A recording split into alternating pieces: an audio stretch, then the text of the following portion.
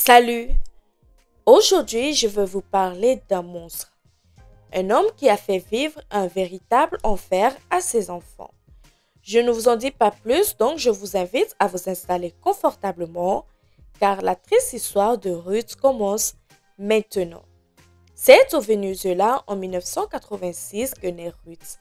C'est là-bas qu'elle passe les premières années de sa vie avec sa mère et sa sœur de 3 ans, son aînée. Nous ne savons que très peu de choses sur cette période, mais leur mère était très pauvre. Elle peinait à subvenir aux besoins de ses 2 filles. Les années passèrent et un jour, alors que Ruth avait 13 ans et sa sœur 16, pour une raison inconnue, leur mère les confia à leur père, David Lasso Zabala, qui vivait à l'autre côté de la frontière en Colombie. Malheureusement, à partir de ce moment-là, la vie des 2 jeunes filles va se transformer en véritable cauchemar. Très rapidement, David va commencer à abuser de sa fille aînée. La situation devenait insupportable pour la jeune fille de 16 ans et elle tenta à plusieurs reprises de fuir, mais sans succès. Un jour, comme par hasard, elle va être retrouvée morte dans les circonstances plus que suspectes. Le Venezuela est considéré comme l'un des pays les plus dangereux du monde et que le taux d'impunité y est de 90%. La mort de la pauvre sœur de Ruth fait donc partie des 9 crimes sur 10 non élucidés du pays. Mais si personne ne fut incriminé pour le décès de la pauvre fille, Ruth savait que son père était le responsable de ce drame. Elle en était intimement persuadée. Pour elle, il n'avait pas supporté que sa fille aînée tente de lui échapper. C'est à partir de ce moment-là que Ruth se mit à craindre pour sa vie. Aussi, maintenant que sa grande sœur n'était plus là, c'est sur elle que son père se mit à exercer ses sombres abus. Durant cette période-là, elle fut alors contrainte pour protéger sa vie de subir toutes les perversions de son géniteur. Sans rétorquer, elle avait bien trop peur. Durant 20 longues années, elle garda le silence sur les horreurs qu'elle subissait au quotidien. Tout ce temps-là, elle vivait avec son père comme s'ils étaient un couple traditionnel. Ils ont même 2 enfants ensemble. À 17 ans, elle donna naissance à son premier enfant, un garçon, et 11 ans plus tard, elle et son père auront une petite fille. C'est durant cette période que la famille quitta la Colombie pour venir s'installer au Venezuela. Ils vivaient de façon extrêmement précaire et David espérait trouver là-bas de meilleures conditions de vie. Ils s'installèrent alors dans l'État frontalier. Malheureusement, cela ne changea rien à la situation de la famille. David était mototaxi et il ne gagnait pas beaucoup d'argent. Il avait toujours refusé que Ruth fasse des études, travailler aussi, toute la famille dépendait exclusivement de son argent. De cette façon, il gardait le contrôle sur sa fille. Elle était avec les enfants, s'en occupait et elle était totalement dépendante de lui. Les années passèrent, ainsi Ruth se commença à se faire une raison. Elle vivait en couple avec son père et ses enfants grandissaient. Elle avait à présent 34 ans et son fils aîné 17. La petite dernière avait 6 ans et c'est elle qui tirait souci à Ruth. Ses enfants qui étaient nés de la relation incestueuse de Ruth et son père ne savaient rien de la situation. Ils ne savaient pas qu'en réalité leur père était aussi leur grand-père. Durant toutes ces années, Ruth va vivre un véritable calvaire, subissant les mauvais traitements que son père lui infligeait devant les yeux de ses enfants. Il la battait, l'humiliait, l'insultait quasi quotidiennement. Ses 2 enfants avaient grandi dans cette ambiance pesante, oppressante. Ils vivaient tous les 3 dans la terreur, instaurée par leur père. Ruth avait conscience que ses enfants grandissaient et qu'elle ne pourrait pas continuer à cacher bien longtemps la terrible vérité. Son fils aîné était maintenant en âge de comprendre, mais elle avait peur de sa réaction. Elle avait peur qu'il la rejette. Au-delà de cela, ce qui l'inquiétait au plus haut point, c'était de voir sa fille grandir. Les années passaient vite et Ruth avait conscience que très rapidement, la petite fille allait devenir une adolescente et cela la terrifiait. Elle avait une panique qu'une fois adolescente, son père s'en prenne à la jeune fille comme il avait fait avec elle et sa sœur aînée dans le passé. Et ça, elle ne pouvait pas l'accepter. Elle avait vécu toute sa vie sous la terreur exercée par son père et ça, elle ne voulait pas pour sa fille. Mais Ruth, qui n'avait connu que cette vie avec son père, ne savait pas quoi faire. Elle ne savait pas comment stopper ce cycle monstrueux. Comment s'y prendre? Elle était totalement dépendante de son géniteur financièrement, mais il faut bien aussi garder l'esprit que depuis son adolescence, elle vivait quasiment recluse. Elle ne voyait personne, n'avait de contact avec personne. Elle ne sortait jamais seule, son père ne lui autorisait pas. Elle ne savait pas si elle devait le dénoncer aux autorités et surtout si elle le faisait, elle s'inquiétait de savoir quelles seraient les conséquences pour ses enfants et pour elle. Mais son instinct de protection de maman fut plus grand que ses barrières psychologiques et ses peurs. Elle était décidée à le dénoncer pour pouvoir protéger sa fille. C'est ainsi qu'en avril 2020, terrifiée, elle poussa la porte des services de protection de l'enfance de l'État de Bolivar dans le but de trouver de l'aide. Elle voulait protéger sa fille, l'éloigner de la menace que représentait son père, son bourreau.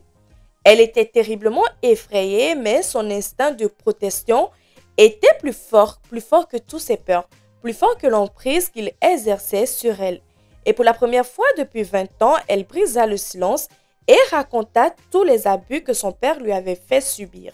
Elle raconta au personnel de la protection de l'enfance tous les détails de l'enfer qu'elle avait subi, qu'elle avait vécu ces dernières années.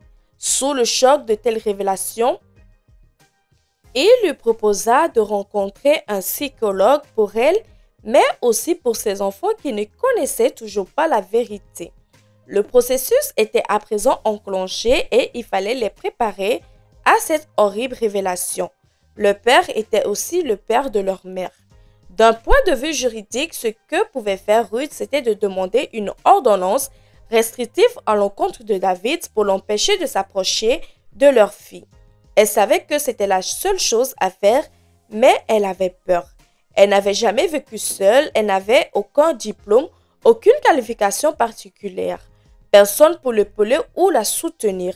Elle n'avait nulle part où y aller.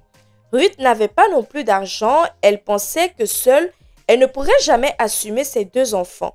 Les services sociaux lui avaient dit que si elle demandait une ordonnance restrictive, elle serait dans l'obligation de déménager pour s'éloigner avec ses enfants. Mais c'était beaucoup pour elle, beaucoup trop.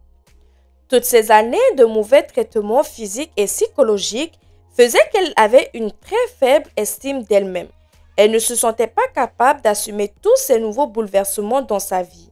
Aussi, après réflexion, en informant les services de la protection de l'enfance qu'elle n'y arrivait pas, elle ne pouvait pas aller jusqu'au bout de la procédure. Elle cessa alors de se rendre aux entretiens, que ce soit avec la psychologue, mais aussi avec les autres intervenants. Mais la situation de Ruth et les enfants les préoccupait beaucoup.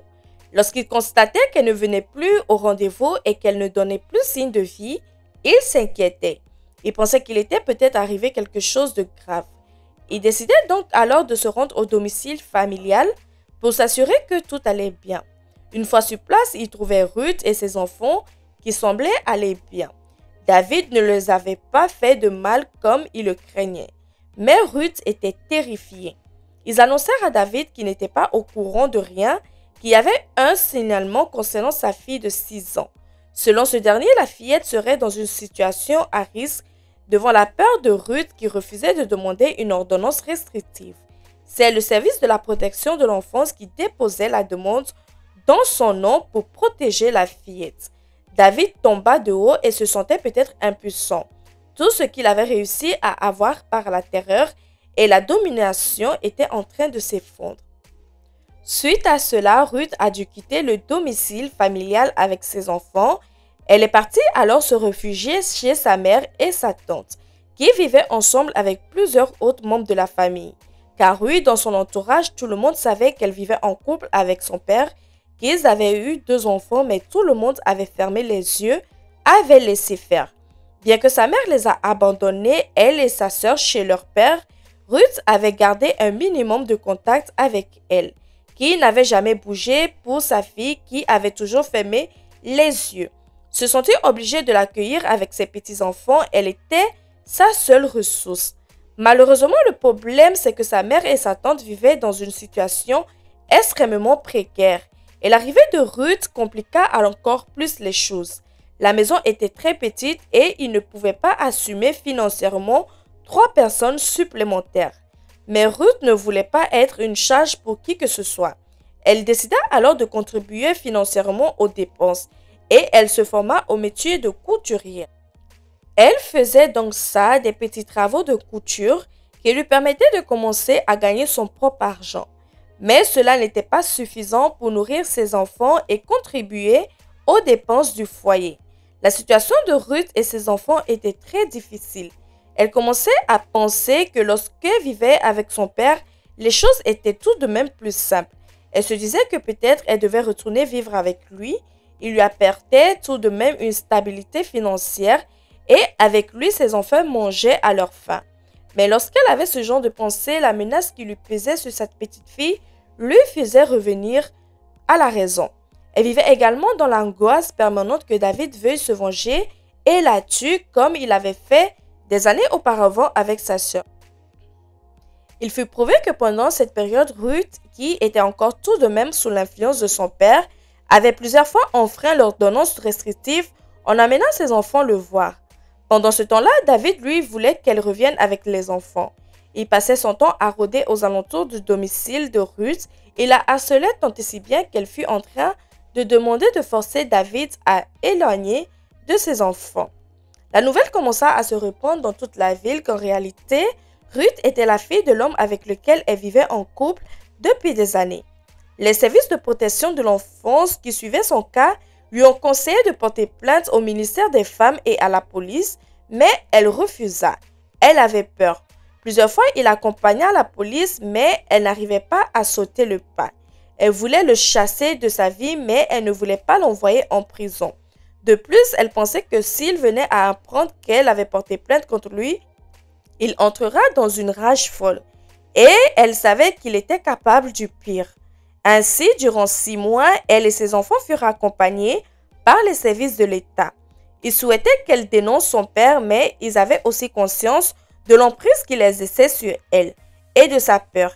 Ils se montreraient patients car Ruth, avant tout, était aussi une victime. Elle avait subi de graves abus depuis de nombreuses années et elle était paralysée par la peur.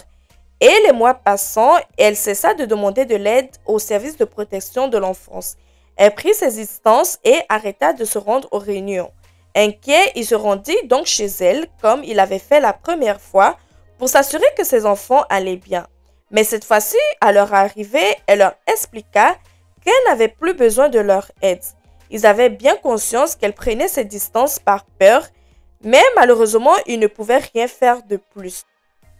Depuis qu'elle avait quitté la maison avec les enfants, David avait déménagé et était parti retourner s'installer de l'autre côté de la frontière en Colombie. Il avait été condamné par les services de l'État à verser à Ruth une pension alimentaire pour ses enfants. Aussi, chaque mois, elle empruntait un petit chemin de terre appelé Juan Frío qui permettait de passer de la Colombie au Venezuela afin d'aller récupérer la pension qu'il était contraint de lui donner. Seulement, c'était toujours la même histoire. Chaque fois qu'elle arrivait pour récupérer l'argent, il lui mettait la pression pour qu'elle revienne avec les enfants. Mais elle refusait. En cette fin de mois d'août 2021, à la maison dans laquelle elle vivait avec sa mère et sa tante avait des problèmes électriques. Cela l'empêchait parfois de travailler et donc de gagner de l'argent. Elle était donc dans une grande détresse financière. C'est alors que David lui proposa de venir en aide. Il lui proposa de venir récupérer de l'argent qu'il lui donnait généreusement afin de payer les réparations. Mais pour cela, il fallait qu'elle vienne récupérer l'argent chez lui. David avait un plan diabolique en tête. Ruth ne pouvait pas refuser cette proposition. Aussi, ce samedi 28 août 2021, elle a pris la route en direction du domicile de son père. Elle était très angoissée à l'idée de le voir et envoyait d'ailleurs par moins de 20 messages audio à sa tante, ce jour-là qui savait qu'elle était censée aller récupérer de l'argent pour réparer le système électrique de la maison. Mais comme elle le pressait, lorsqu'elle arriva chez lui, il la menaça et n'avait pas d'argent à lui donner. Tout cela était un piège pour l'inciter à venir et tentait une nouvelle fois de la convaincre de revenir vivre avec lui. Mais Ruth était formelle. Elle ne voulait pas revenir. Elle avait passé toutes ses épreuves pour protéger sa fille.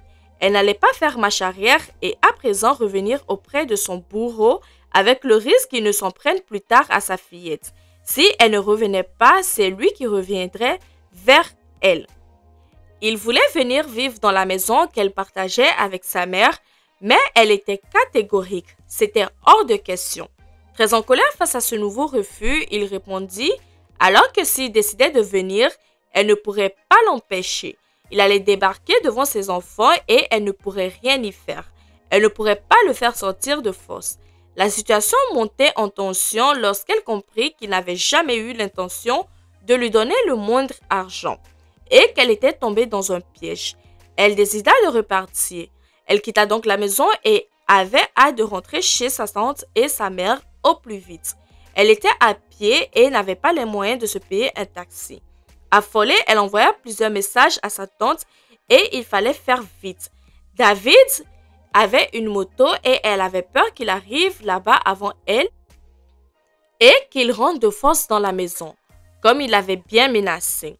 Elle demanda alors à sa tante d'envoyer son fils aîné et son cousin de 13 ans, qui avait un téléphone portable, la rejoindre sur le chemin, car la nuit était tombée et elle n'avait presque plus de batterie sur son téléphone. Elle était dans le noir et ce n'était pas très sûr. Elle répéta plusieurs fois à sa tante de s'enfermer dans la maison à double tour et surtout de ne laisser rentrer personne. Elle lui demanda à même d'éteindre les lumières pour éviter de se faire remarquer, comme elle avait demandé à son fils et son cousin de quitter immédiatement la maison pour la rejoindre. Alors qu'il marchait sur le chemin de terre, il lui envoya un message pour la prévenir qu'il n'était plus très loin. Il était plus très loin, mais il ne le voyait toujours pas. Elle répondit alors qu'elle n'avait presque plus de batterie et que son téléphone allait probablement s'éteindre. Et effectivement, c'est la dernière communication qu'elle aura avec sa famille. Mais ce n'était pas à cause d'un problème de batterie. David était en embuscade et prêt à frapper.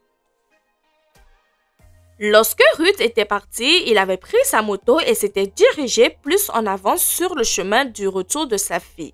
Il savait que la nuit tombait et que le chemin n'était pas éclairé. Il se cacha en l'attendant patiemment de là où il était invisible. Mais il avait une visibilité parfaite sur le chemin. Lorsqu'elle arriva à son niveau, il se jeta sur elle et l'attaquant avec un couteau. Il commença à la frapper. Il la frappa plusieurs fois. Leur fils et son cousin, qui effectivement n'étaient plus très loin, l'entendit les cris désespérés de la pauvre et il se mit à courir le plus vite possible. Mais malheureusement, ils arrivèrent trop tard. Il la retrouvait allongée sur le chemin dans une mare de sang. David était encore là. Il fut d'ailleurs très surpris de les voir arriver et les deux jeunes gens étaient sous le choc. Ils criaient, lui jetaient des pierres, mais aucune ne le toucha pas. C'est alors que David disparut dans la forêt.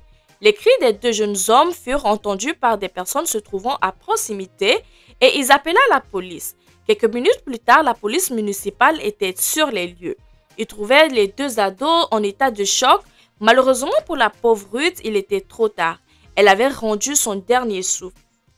La police enleva le corps et leur demanda de rentrer chez eux pour apprendre la terrible nouvelle aux membres de la famille et c'est ce qu'il fit. Après avoir ramassé ses affaires personnelles, la tragique nouvelle se répandit dans le quartier comme une traînée de poudre. La fille de Ruth, qui était trop petite pour se rendre compte de tout ce qui s'était passé, était aussi sous le choc de la disparition de sa maman. Elle avait seulement 7 ans. De nombreux voisins vinrent exprimer leur soutien à la famille lors de la veillée funèbre et de l'enterrement. Tous étaient au courant des abus que Ruth avait subis, mais personne, lorsqu'elle avait besoin plus, personne n'avait levé le petit doigt pour lui venir en aide. Personne ne s'était mouillé. Personne n'avait rompu cette terrible loi du silence qui avait permis à David d'abuser de sa fille durant 20 ans, en toute impunité et de la tuer lorsqu'elle avait tenté de se sauver de son emprise. Sa tante donna à la police les derniers enregistrements qu'elle lui avait donnés avant sa mort. De nombreuses voix suite à ce drame se levèrent pour dénoncer la dangerosité de ce chemin de terre mal éclairé, non surveillé. Je vous rappelle que le Venezuela est l'un des pays les plus dangereux du monde. Pour beaucoup, si le chemin avait été sécurisé, il n'aurait pas osé la poignarder. 2 jours après le meurtre, un mandat d'arrêt international fut émis à l'encontre de David. Il resta en cavale durant 12 jours, puis se rendit de lui-même dans un commissariat colombien. L'homme de 56 ans avoua avoir tué sa femme et il ajouta que sa femme était aussi sa propre fille. Stupéfait par les déclarations, les agents de police vérifièrent son identité et à ce moment-là, il découvrit que le mandat d'arrêt international lancé contre lui et il fut immédiatement placé en garde à vue. Le lendemain, David fut présenté à un juge, il plaida coupable de toutes les charges retenues contre lui. Et de cette façon, il évita un procès. Le juge lui annonça alors que son dossier serait traité par un autre tribunal qui serait chargé de déterminer sa peine pour féminicide aggravé. Il fut immédiatement envoyé en prison où il est toujours dans l'attente de sa sentence. Ainsi, notre histoire se termine ici. N'oubliez pas de vous abonner, de liker, de partager. On se retrouve donc dans une prochaine vidéo.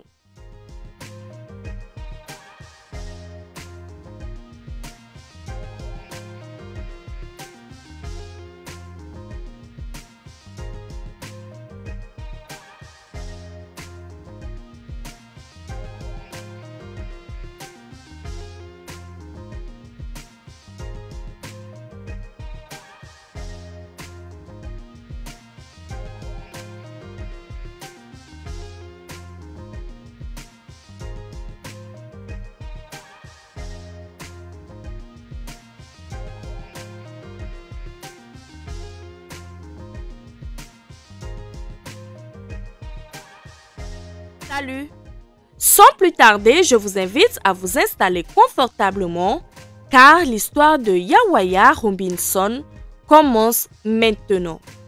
Nous sommes le 16 septembre 2014. Ce jour-là est un jour en apparence comme les autres pour la petite Yawayi 8 ans. À 15h30 après la fin de ses cours, la fillette se hâte de rentrer chez elle car ce jour-là, il pleuvait énormément. Yawayi est une petite fille autonome qui prend toute seule les transports scolaires. Et ce jour-là, c'est d'ailleurs avec l'un de ses cousins qu'elle prendra le car scolaire. Comme lui, elle vit dans un complexe d'appartements en Alabama dont les loyers sont basés sur les revenus. La résidence est connue pour son insalubrité, elle a plutôt une mauvaise réputation. La drogue et la violence sont omniprésentes. C'est dans ce cadre que vit la petite Yawaya avec sa mère, sa grand-mère Brenda, ses frères et sœurs. Malgré la mauvaise réputation de son quartier, Yawayi se sent bien dans cet environnement. Pourtant, peu adaptée à une petite fillette de 8 ans. Elle est souvent dehors sans surveillance à jouer avec les autres enfants du quartier. À la maison, les choses ne sont toujours pas roses. Mais Yawayi est une petite fille joyeuse et pleine de vie. Très rapidement après sa naissance, le 24 septembre 2005, ses parents se séparent. Son père Yawata est un délinquant, il est connu pour agression, possession de drogue et violence. Durant les premières années de sa vie, la petite fille n'aura que très peu de contact avec lui. La mère de Yawayi, de son côté, est très loin d'une mère modèle. Elle multiplie les aventures avec des hommes plus ou moins fréquentables. Ensemble, ils fument de la marijuana, ils boivent de l'alcool et passent leur temps à jouer aux cartes. Elle délaisse donc l'éducation de ses enfants. La petite fille est donc très souvent sous la responsabilité de sa grand-mère Brenda qui vit également avec eux. Mais celle-ci passe son temps à boire devant la télé jusqu'à ce que sommeil l'emporte. Yawayi est donc très souvent libre de ses mouvements. À peine 8 ans, elle n'est que très rarement sur la surveillance d'un adulte. Lorsqu'elle arrive à la maison cet après-midi de septembre 2014, seule Brenda, sa grand-mère, était présente. Enfin, présente physiquement comme d'habitude, elle est plantée devant la télé. Yawayi file dans sa chambre pour changer ses vêtements trempés par la pluie. Quand soudain le téléphone sonna. C'est son père Yawata qui veut lui parler, même si elle n'a pas eu beaucoup de contact avec son père dans son enfance. Depuis quelque temps, il semble vouloir renouer le lien. Du coup, elle passe un peu plus de temps avec lui. D'ailleurs, 4 jours auparavant, il a aperçu sa fille revenant de l'école et il l'avait alors récupérée en voiture. Il lui a offert quelques bonbons avant d'aller la raccompagner chez elle. Et vous verrez que ce détail aura son importance. Au téléphone, son père lui annonce, étant donné que son anniversaire c'est dans 8 jours, il a un cadeau pour elle, 150 $. C'est une somme énorme pour la petite fille de 8 ans vivant dans une famille dont la situation est plutôt précaire. Il lui demande alors de venir le rejoindre chez son cousin qui habite lui aussi dans la résidence. Folle de joie, elle est excitée et après avoir raccroché, la fillette enfile un short vert, un t-shirt Hello Kitty et prévient sa grand-mère qu'elle part retrouver son père chez son cousin. Puis elle claque à la porte. Vers 16 heures, sa grand-mère ne le sait pas, mais c'est la dernière fois qu'elle verra sa petite fille vivante. Une demi-heure plus tard, alors qu'elle est toujours devant la télé, Brenda, la grand-mère, reçoit un coup de téléphone de Hiawatha. Il appelle pour savoir où est sa fille car elle n'est jamais arrivée. Brenda, étonnée, lui répond qu'elle est partie le rejoindre. Dans l'heure suivante, son père va appeler encore une deuxième fois pour savoir où est sa fille. Ce qui commence sérieusement à inquiéter sa grand-mère car Yawayi est partie depuis un bon moment. Elle ne sait pas où elle se trouve. Elle aurait dû arriver depuis longtemps, ce n'est pas normal. Elle essaie de raisonner, de se rassurer. Peut-être se trouve-t-elle avec des amis, peut-être a-t-elle fait un détour. De plus en plus inquiète, Brenda commença donc à appeler tout le monde pour savoir si quelqu'un a vu sa petite fille. Des amis, la famille, mais personne n'a vu la petite fille. Elle va également contacter sa grand-mère paternelle car elle a toujours été proche de la fillette. Les heures passent et la fillette est toujours introuvable. À la nuit tombée vers 22 h, sa grand-mère Brenda contacta alors la police pour signaler la disparition de sa fille de 8 ans. Lorsqu'une équipe arriva sur place, la tension est palpable. Hiawatha, le père, est présent et il est plutôt virulent avec la mère et la grand-mère de la fillette, leur reprochant de l'avoir laissée partir seule. La police interrogea et il raconta qu'il avait donné rendez-vous à sa fille cet après-midi. Là, il a attendu, mais elle n'est jamais arrivée. Elle aurait donc disparu entre chez elle et son cousin. La police va interroger la tante de Yawayi, celle chez qui elle aurait dû être ce jour-là. Mais celle-ci va déclarer que ce jour-là, elle était absente de son domicile. La police interrogea ensuite toutes les personnes susceptibles d'avoir vu la petite fille. Ils vont fouiller les moindres coins de la résidence. Il frappa à toutes les portes, mais rien. Le lendemain de la disparition, des recherches massives sont organisées. Des centaines de bénévoles viennent prêter leur main forte aux policiers. Des chiens pisteurs sont également utilisés. Un hélicoptère viendra également apporter son renfort, mais toujours aucune trace de la petite Yawayi.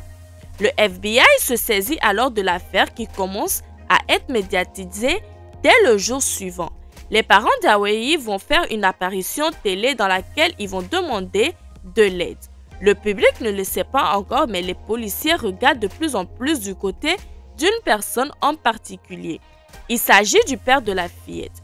Ils l'interrogent plusieurs fois et ils vont remarquer qu'au fur et à mesure, il se montre de plus en plus nerveux.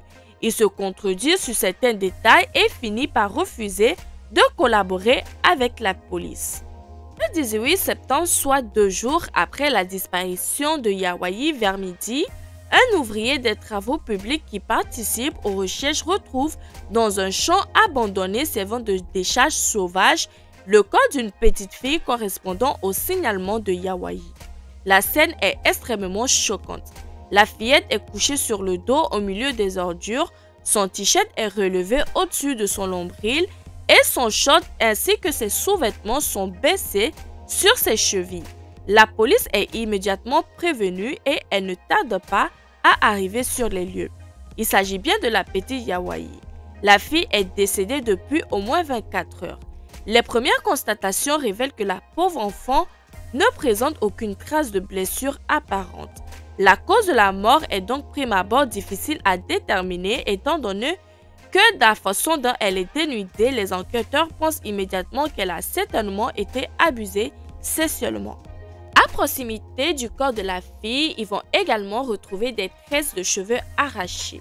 La fille avait des cheveux tressés et décorés de perles transparentes et vous verrez que ce détail aura son importance car sur la chaussée à côté du terrain, ils vont également retrouver une pelle transparente et du ruban adhésif noir.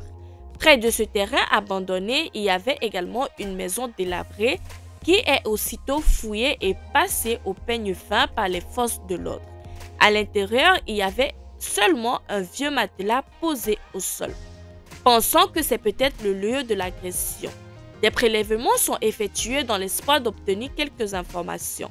L'annonce de la découverte du corps de la petite Hawaii va bouleverser la communauté. L'autopsie révélera que la fille a été abusée sexuellement juste avant sa mort et qu'elle est morte des suites d'une asphyxie positionnelle. C'est-à-dire que pendant l'acte, elle a été forcée, contrainte, elle a été maintenue si fort, si longtemps qu'elle s'est asphyxiée. Du sperme a également été retrouvé dans son corps, mais aucun ADN n'a pu être extrait car en raison du temps, il pleuvait énormément ce jour-là et par contamination à cause des autres déchets, les prélèvements étaient trop difficiles à analyser. Ils étaient trop pollués. Dans le cadre de l'enquête, les policiers vont examiner les caméras de surveillance présentes aux alentours pour essayer de trouver un indice, une piste. Sur les enregistrements des caméras d'une petite supérette se trouvant à proximité de la résidence de la fillette, ils vont remarquer quelque chose d'étrange.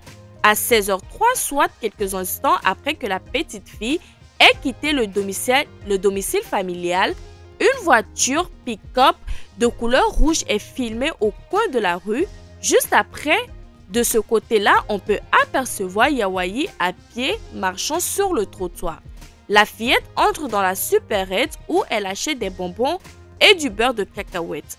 Alors qu'elle fait la queue pour passer en caisse, on peut la voir discuter brièvement avec une dame qui, elle, fait aussi la queue et après avoir effectué ses achats, on peut la voir sortir du magasin et se diriger à l'endroit où était garé le pick-up rouge. À 16h11, après qu'elle disparaît des champs de vision de la caméra, on aperçoit le fameux pick-up repasser en sens inverse comme s'il repartait. Les policiers interrogea alors les proches de la famille et apprennent par Brenda, la grand-mère, que ce jour-là, Hawaii n'avait pas d'argent. Si elle a pu acheter des bonbons, c'est que quelqu'un lui a donné de l'argent, sûrement le conducteur du pick-up. On en déduit les enquêteurs, la dame avec qui elle avait parlé sera rapidement retrouvée. Elle racontera avoir échangé quelques banalités avec la fillette qui semblait joyeuse et pas du tout effrayée. Les enquêteurs concluent alors que la personne qui lui a donné cet argent afin qu'elle puisse acheter des sucreries, c'est certainement quelqu'un qu'elle connaît. Une personne en qui la petite Hawaii avait entièrement confiance. Malheureusement, les images de surveillance sont trop mauvaise qualité pour réussir à lire la plaque d'immatriculation du pick-up ou encore réussir à identifier précisément le conducteur. Cependant, les policiers apprennent que la nouvelle compagne de Yawata, avec qui il vit depuis quelques mois, est propriétaire d'un pick-up rouge identique à celui des images de surveillance. Il se rendit donc chez elle et cette dernière dira que ce jour-là, c'est bien Yawata qui conduisait sa voiture. Les policiers obtiennent alors son autorisation pour fouiller le véhicule. À l'intérieur, ils retrouvent une perle de cheveux transparente qui est identique à celle portée par Hawaii. Ils vont également retrouver du ruban adhésif noir identique à celui retrouvé près du corps de la fillette. La maison dans laquelle il vit avec sa compagne est également équipée de caméras de vidéosurveillance et le visionnage des images va troubler un peu les enquêteurs. Le jour de la disparition, Yawata quitta la maison à 15h20. Au volant du pick-up rouge, il revient vers 19h01 et gare la voiture devant le garage. On le voit ensuite sortir du pick-up tenant dans la main un pantalon d'homme qui prend bien soin de maintenir loin de lui comme pour éviter tout contact. Il se rend ensuite dans la buanderie pour y mettre le pantalon dans la machine. Malheureusement, ce pantalon ne sera jamais retrouvé par les enquêteurs.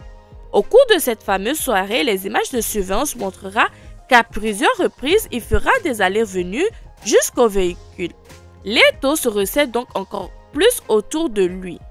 Mais aux yeux des enquêteurs, il n'est pas le seul suspect possible.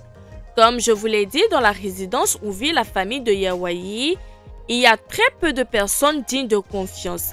La fillette a bien pu faire une mauvaise rencontre, tomber sur quelqu'un de très peu fréquentable, animée par de terribles décès. Ils vont donc se pencher sur une autre personne gravitant autour de la fillette, le compagnon de sa mère. Il y sera interrogé, il est connu pour être toxicomane et violent. Il connaissait bien la fillette, elle aurait pu, selon les suppositions de la police, le suivre en toute confiance. Mais celui-ci, après quelques vérifications, est très rapidement mis hors de cause. En attendant les résultats des prélèvements pour voir s'ils réussissent à obtenir un ADN concluant, les policiers vont prélever l'ADN de 200 personnes différentes. Malheureusement, comme je vous l'ai dit, en vain car l'échantillon prélevé sur la fillette était trop pollué pour que les policiers puissent mettre en évidence un quelconque ADN. Pendant ce temps-là, la communauté, sous le choc de cette terrible disparition, décide de nettoyer le terrain vague sur lequel Yawayi a été retrouvé et à la place de cette zone sans vie, mettre un grand mémorial et dresser en hommage de la fillette. Nombreux sont ceux qui s'y pressent pour déposer une peluche, des fleurs et un petit mot.